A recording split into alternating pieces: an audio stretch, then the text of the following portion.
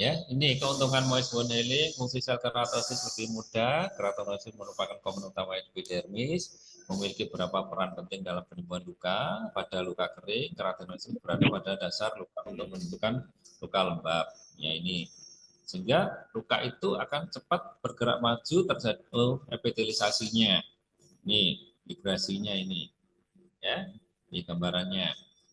Nah, keuntungan dari mouse wound healing diberi demam otolitik difasilitasi lingkungan lembab menjebak enzim protolitik endogen dalam tubuh di dalam luka. Hal ini memungkinkan enzim tersebut untuk lebih efektif melakukan otolitik diberi demam. Nah, ini dengan moist ya, jaringan-jaringan yang memang sudah mati ini akan mudah sekali terjadi autolitik. Misalnya kalau dulu kita ada luka hitam, kulitnya hitam, ya bukan bukan kerak, nah itu setengah mati, mau diambil sakit, kalau tidak diambil lukanya kita tidak bisa tahu. Tapi dengan moist ya atau bahkan nanti dengan dressing yang pas itu bisa melunakkan dan kita bisa evakuasi jaringan matinya. Ini keuntungannya mengurangi infeksi luka, ya. Lingkungan luka yang lembab mengurangi kemungkinan infeksi dengan menciptakan lingkungan hipoksia di dasar luka yang mendorong angiogenesis, menurunkan pH, ya. Ini. Dan selanjutnya adalah mempertahankan growth factor dalam cairan luka. Faktor pertumbuhan adalah protein alami yang mengontrol aktivasi seluler utama selama proses perbaikan jaringan. Penyembuhan luka yang lembab memungkinkan faktor pertumbuhan dipertahankan di dasar luka untuk memperbaiki jaringan lebih cepat.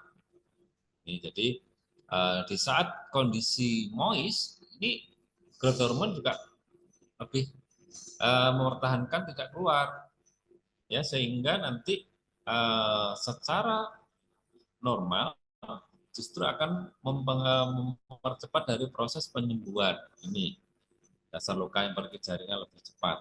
Ini perangsang sintesis kolagen, penyembuhan luka yang lembab meningkatkan produksi dari kolagen oleh fibroblast. Karena kolagen adalah dasar dari jaringan baru yang akan menyembuhkan luka, meningkatkan produksi, membantu tubuh meletakkan matrik untuk jaringan yang baru yang lebih cepat. Ini.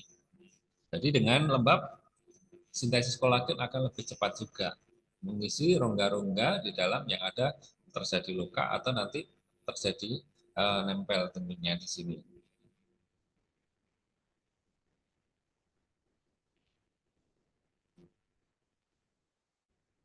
Selanjutnya adalah mengurangi rasa sakit. Manfaat lain dari perawatan luka lembab adalah berkurangnya rasa sakit. Dengan berkurangnya rasa sakit, respon stres akan berkurang. Ini. Makanya pada saat ganti balutan, pada dengan penggantian balutan dengan moist wound healing ini pasiennya lebih nyaman. Bandingkan dengan dikasih produk-produk yang tidak lembab. Contoh dulu kita sering pakai kasa pada luka pos KLL, luar biasa sakitnya. Karena memang nanti jaringan-jaringan yang memang terluka itu justru kadang-kadang mengisi dari celah-celah dari kasa ini. Nah, bagaimana kalau yang adanya kasa? Nah, ini nanti kita bisa pikirkan bagaimana biar nanti dengan dressing yang kira-kira bisa lebih bagus nanti. Menurunnya rasa sakit juga dapat menyebabkan mobilitas pasien yang lebih baik, meningkatkan sirkulasi. Ya, ini pasien lebih nyaman, meningkatkan dari mobilitas pasien, ya. Pasien bisa lebih leluasa dalam beraktivitas sehingga sirkulasi oksigenasi memungkinkan untuk si pasiennya.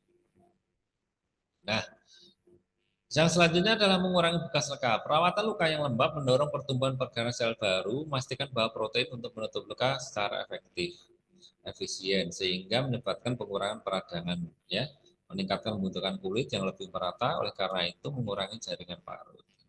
Jadi hasilnya lebih bagus biasanya karena tidak terjadi penarikan, ya, apalagi nanti kondisi yang moist, pertumbuhan bagus, ya, nanti bentuk daripada proses selesainya luka juga bagus. Jadi jarang sekali terjadi kerak, ya, sehingga nanti susah. Jadi nanti luka akan mengecil-mengecil sesuai dengan fisiologisnya. Sekarang wound dressing, ya, banyak sekali dressing yang sekarang beredar. Ya, di Surabaya, teman-teman ini luar biasa sekarang. Banyak produsen-produsen farmasi sekarang sangat luar biasa. Saat ini lebih dari 3.500 jenis balutan ya yang ada di dunia. Nah, tujuan dari pemilihan balutan yang pertama adalah membuang jaringan mati benda asing dan atau partikel. Ya, kedua, balutan dapat mengontrol kejadian infeksi, melindungi luka dari trauma, infeksi bakteri, mempertahankan kelembapan. Yang ketiga, mempercepat proses penyembuhan luka, absorpsi dari cairan luka, mengontrol bau, minimal nyeri, dan cost efektif. Jadi ini nanti tujuannya. Bagaimana dengan kondisi misalnya ada tracing bagus, tapi orangnya nggak mampu, ya nggak menjadi salah satu pilihan. Ya, disesuaikan juga dengan kemampuan pasien tentunya. Bagaimana kita memilih balutan yang tepat untuk luka yang kita tangani? Balutan modern memiliki banyak varian, tidak ada balutan yang sama cocok untuk semua luka dan semua individu. Tergantung dari kondisi luka dan tujuan penggunaan balutan. Tidak ada yang Superman, ya, tidak ada yang dressing yang wis untuk semuanya. Ya. Punya spesifikasi tertentu di kondisi lukanya atau di tempat yang pas misalnya. Ya ini, oh lukanya di daerah misalnya kaki, ya kira-kira yang pas apa ya? Dan nanti disesuaikan dengan pilihan tentunya dengan asesmen pengkajian yang pas kira-kira kita butuhkan tracingnya apa. Harus paham jenis, fungsi, karakteristik dan masing-masing balutan yang akan digunakan. Jenisnya apa, fungsinya apa, karakteristik dari masing-masing balutan. Ya, jenisnya harus hafal, fungsinya. Jadi yang kita lihat adalah kandungan isi yang ada di dressing tersebut. Jangan menghafal namanya, karena nanti misalnya paracetamol misalnya, itu kandungan generiknya, merek dagangnya banyak, ya banyak ada Sanmol, ya ada Panadol dan seterusnya misalnya.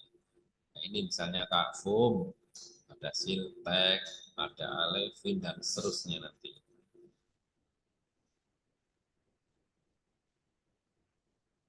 Penggolongan jenis balutan berdasarkan jenis fungsi. Yang pertama adalah dressing autolysis, debris demam. Yang kedua dressing antimikrobial. Tiga dressing absorben, ya, eksudat ataupun bau. Empat dressing granulasi, ya. Yang kelima untuk food trauma dressing. Ya, yang untuk autolytik debris demam di sini basisnya adalah hidrogel. Nah, ini tentunya melakukan autolisis debris demam dengan kandungan dasar karboksil metil selulose, ya, dan air natrium. Contoh merek ini, monggo, ada Deoderm, ada Cavitagel, ya, ada Excelsen, ada Intrasit, banyak. Nih, sekarang yang produk Indonesia dari OneMed itu juga ada. Ya, hidrogel membantu proses peluruhan jaringan nekrotik tubuh sendiri, support autolitik, mengurangi nyeri, bisa mengirim rongga yang mudah dibersihkan. Jadi kalau ada rongga bisa diisi ini. Jaringan nekrotik hitam dikasih ada hidrogel yang harapannya nanti bisa lisis. Ya,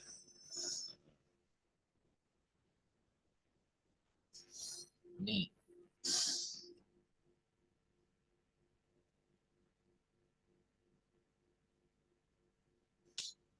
ya. Kekurangannya merupakan balutan sekunder menyebabkan masa rasu di kulit sekitar luka.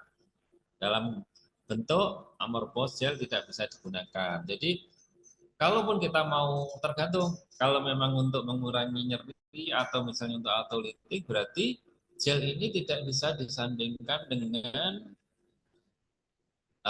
produk yang memang absorben. Fungsinya apa? Kalau memang kita untuk autolisis, berarti disandingkan dengan hidrokoloid atau transparan film. Jangan sampai disandingkan dengan foam, sama aja hidrogelnya nanti akan diserap di foam.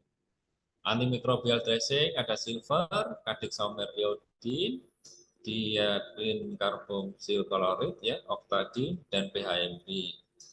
Ini kegunaan antimikrobial dressing ada silver, penelpon pada 510 Masehi, logam perak Ag tidak memiliki aktivitas obat, ion perak memiliki spektrum antimikrobial yang luas. Ini Ag plus berikatan dengan DNA, RNA sebagai berbagai protein sehingga menyebabkan matian sel melalui berbagai mekanisme seperti denaturasi protein, asam nukleat, peningkatan permeabilitas membran, dan keracunan rantai pernafasan daripada bakteri tersebut. Hanya ini ada antikot, apa sel ekstra Ag, star Ag, ada urkotul. Nanti bisa dipilih sesuai dengan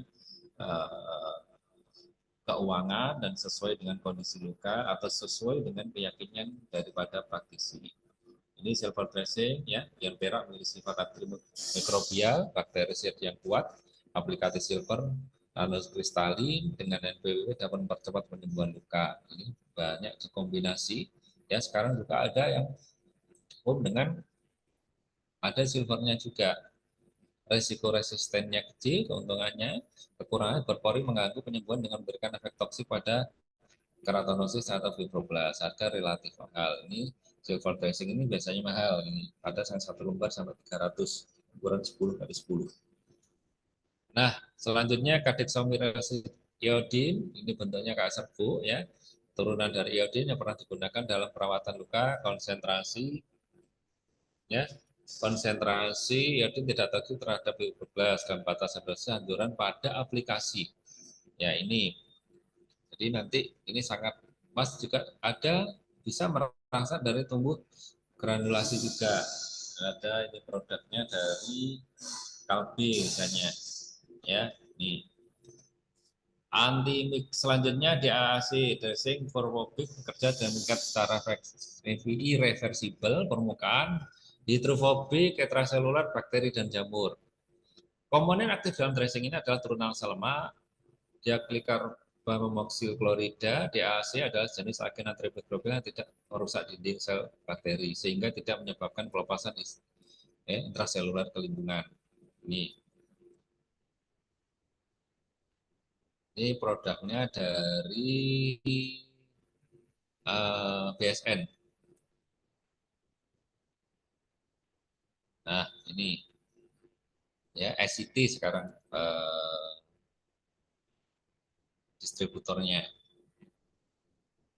Selanjutnya adalah oktadin ya, oktanidin ya, dihidroklorid ya, merupakan surfaktan yang dapat digunakan sebagai antimikrobial topikal dengan spektrum sangat luas.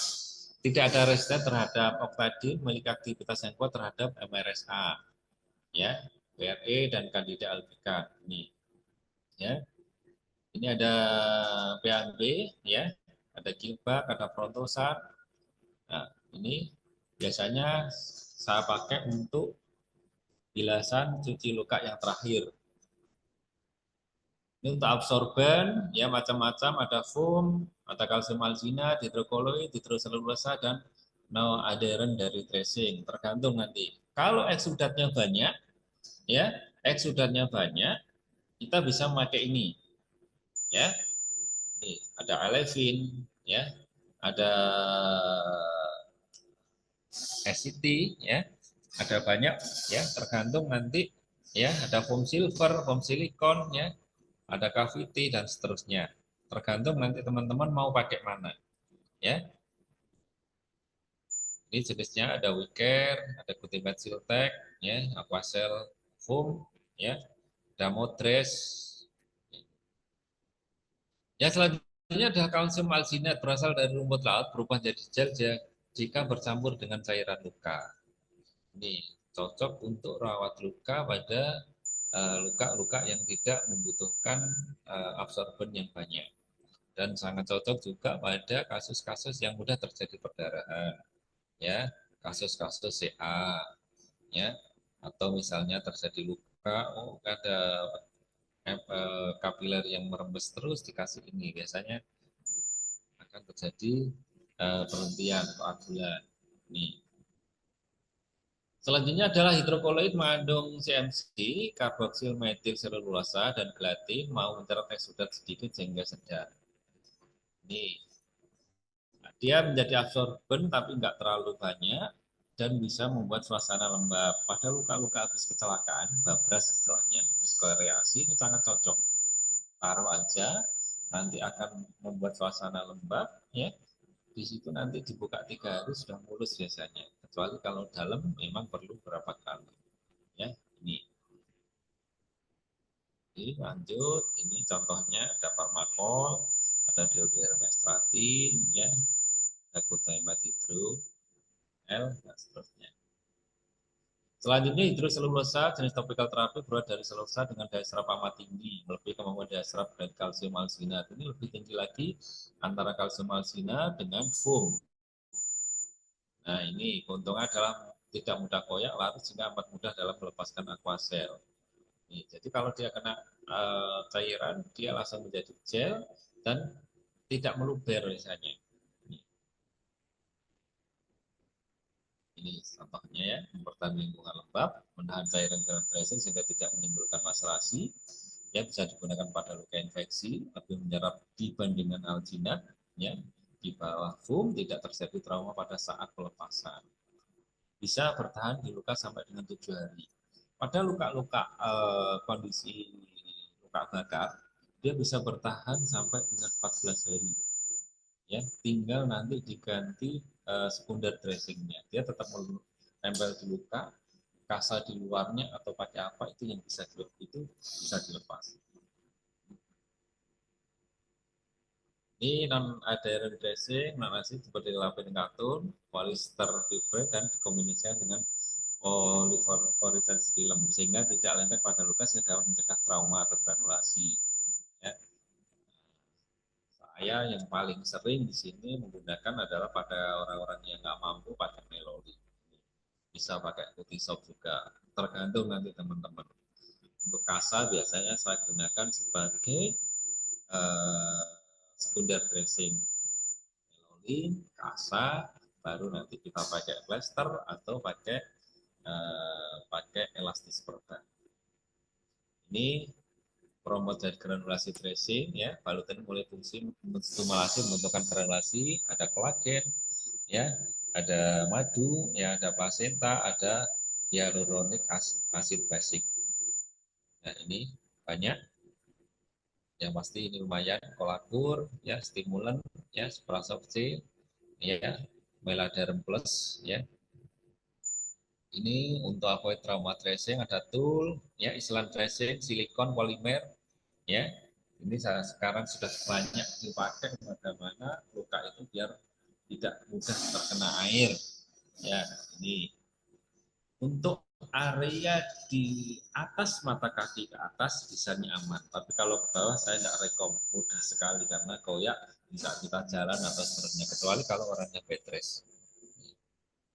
Ini contoh-contohnya banyak, nanti bisa tergantung teman-teman mau pilih yang mana.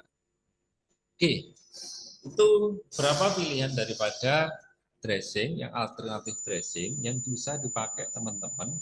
Tentunya dressing ini sesuai dengan kondisi luka. Hasil pengkajian kira-kira kita harus menggunakan dressing yang mana.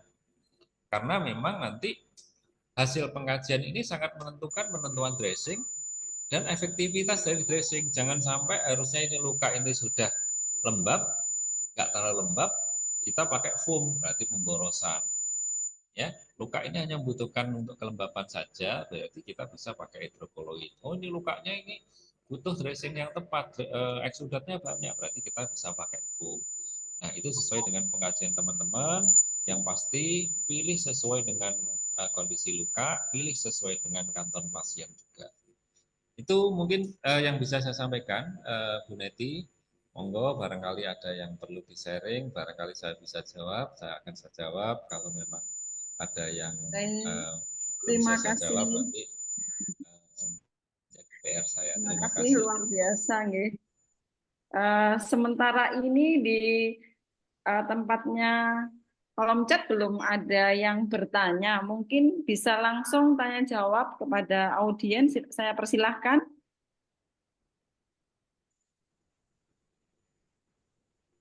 Mantap ilmunya, Pak. Terima kasih banyak.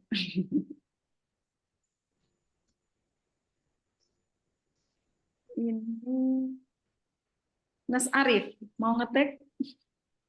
Monggo silahkan langsung saja, langsung bertanya karena tidak ada antrian untuk bertanya ini.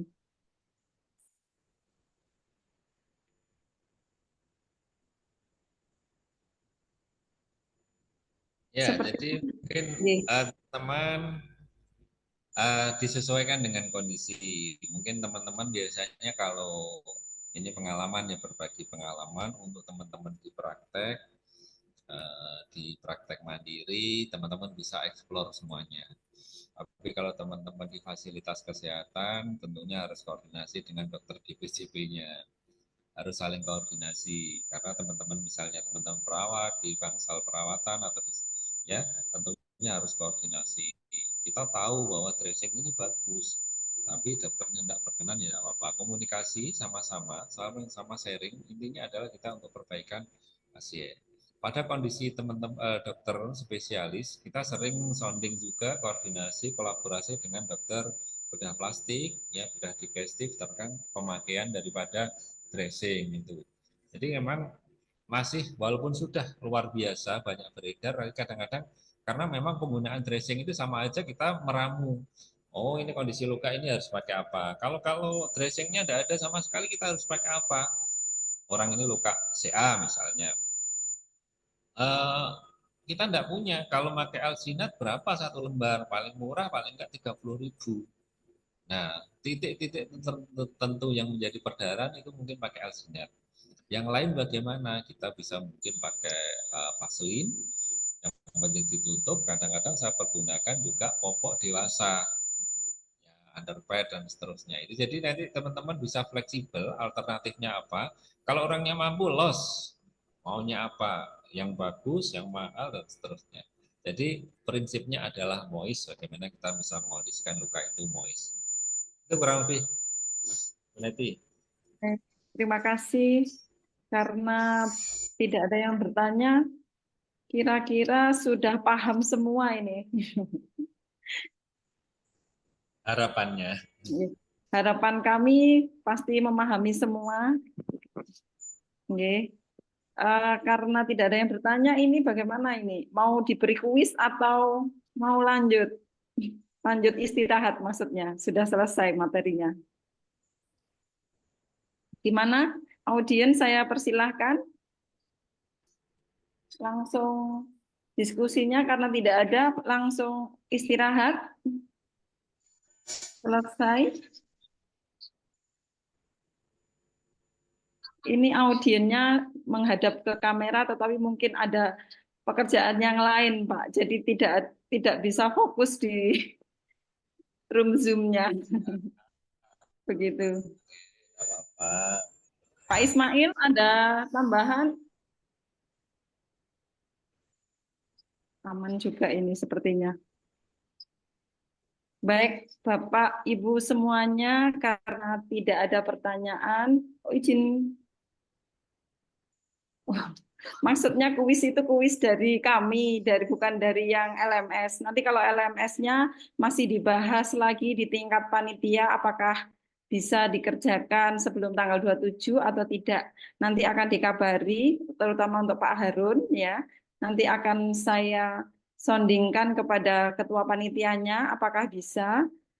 Tetapi kalau saat ini kita bisa istirahat, bisa kembali ke aktivitas masing-masing. Saya ucapkan terima kasih banyak kepada Pak Imam sebagai fasilitator dan semua peserta yang sungguh luar biasa dalam mencari ilmu, mencari berkahnya supaya bisa melayani pasien dengan baik. Baik, saya akhiri pertemuan pada hari ini.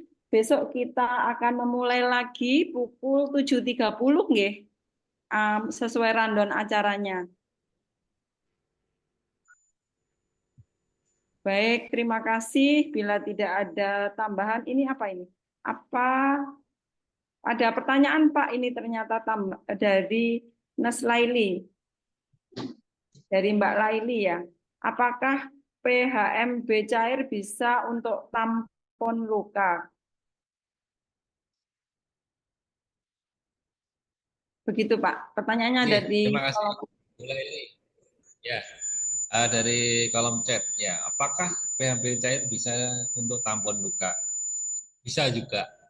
Jadi pada PHB tertentu dari produk tertentu itu kalau memang kadang-kadang kan untuk membuat lumer dari apa itu biofilm itu perlu dikompreskan. Bagaimana cara mempreskan? Biasanya di dalam kasa, kasanya dikasih BHMB, ditempelkan kurang lebih 5 menit sampai 10 menit untuk memudahkan pengambilan daripada apa itu biofilmnya. Nah, kalau BHMB gel boleh juga. Ada luka-luka yang berongga bisa diisi dengan BHMB yang ada dalam formulasi gel, jadi gel plus BHMB. Monggo disesuaikan aja sesuai dengan kondisi luka. Yang pasti kalau memang BHMB biasanya saya pakai karena memang harganya lumayan, ya.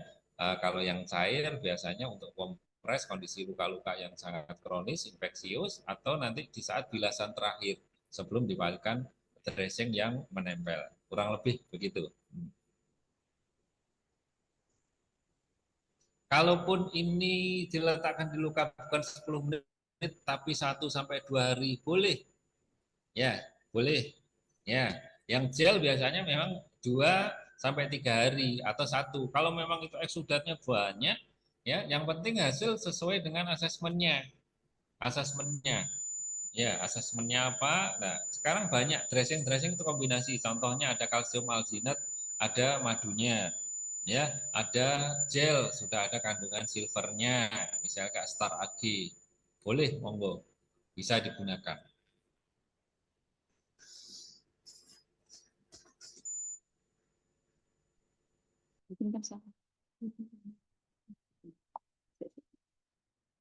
Baik, sampun nggih Pak, sudah terjawab. Mohon izin Pak mau tanya bagaimana cara untuk rawat luka yang perlu ditutup ataupun luka yang tidak perlu ditutup. Ada tambahan pertanyaan dari Pak Krisno.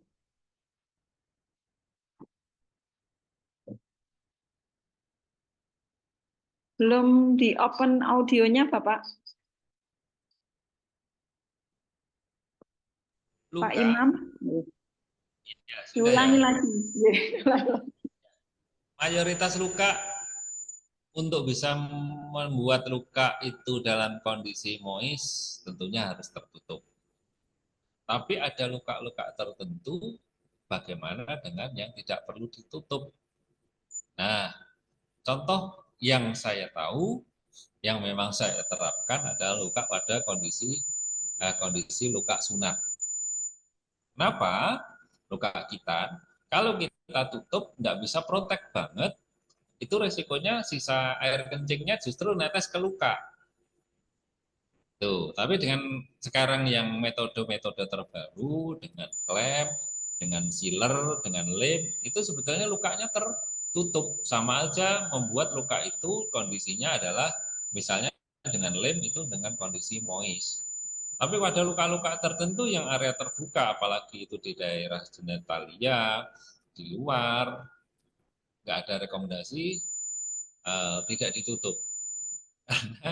Bisa tadi fungsi daripada dressing itu apa? Melindungi trauma, mengurangi kontaminasi dari mikroorganisme yang lain.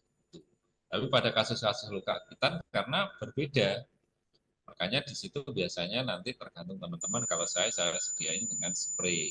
Habis pipis dibersihkan terus di spray desinfektan. Itu kurang lebih, Bu Neti. Baik, terima kasih. Pertanyaannya sangat luar biasa ya. Juga pematerinya juga luar biasa.